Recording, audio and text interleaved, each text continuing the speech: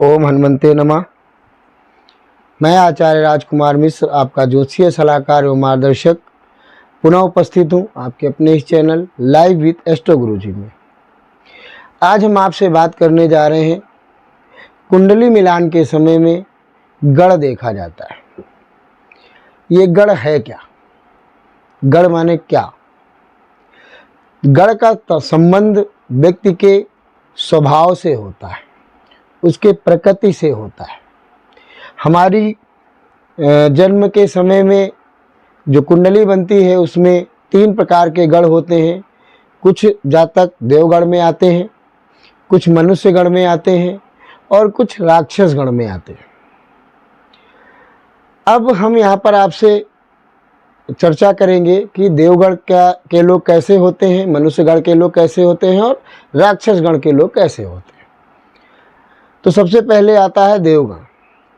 जैसा कि गढ़ का नाम है देव, अर्थात देवगढ़ में जन्मे हुए जो जातक होते हैं ये उदार प्रवृत्ति के होते हैं, लोकप्रिय होते हैं, धैर्यवान होते हैं, मधुर वाणी बोलने वाले, समाज में प्रतिष्ठा प्राप्त करने वाले और थोड़े से आलसी प्रवृत्ति के होते हैं और दूसरों से काम कराने में विश्वास रखते हैं, करने में विश्वास नहीं रखते।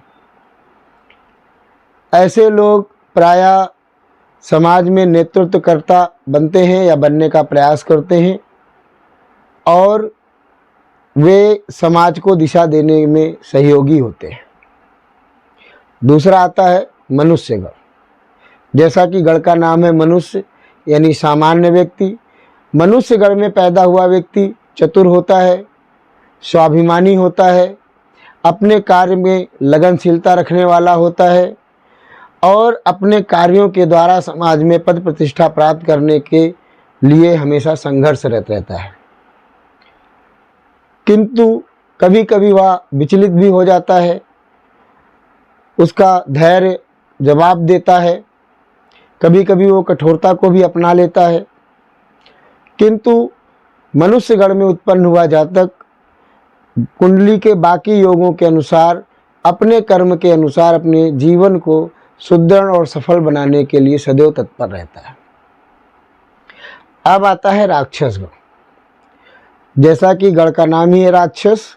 अब राक्षस का मतलब वो राक्षस नहीं, राक्षस का मतलब राक्षस के समान प्रवृत्ति वाला, अर्थात तत्परता के साथ कार्य में लगा रहने वाला, मेहनती, कुशल, लगन के साथ मेहनत के कार्यों को करने वाला, अपने मेहनत के दम पर अपना जीव को उपार्जन चलाने वाला। किंतु राक्षस गढ़ में उत्पन्न हुआ जातक अभिमानी प्रवृत्ति का होता है, उसको क्रोध बहुत आता है। उस क्रोध के कारण कभी कभी वह अपना बहुत बड़ा नुकसान भी कर लेता है। राक्षस गण में जन्मा हुआ जातक प्रायः यह देखा गया है कि वह एकाकी जीवन जीने के लिए मजबूर हो जाता है या परिवार से दूरी बना लेता है, क्योंकि वह अपने आगे किसी दूसरे को कुछ समझता नहीं है। उसको ये लगता है कि वो जो कर रहा है वही उचित है।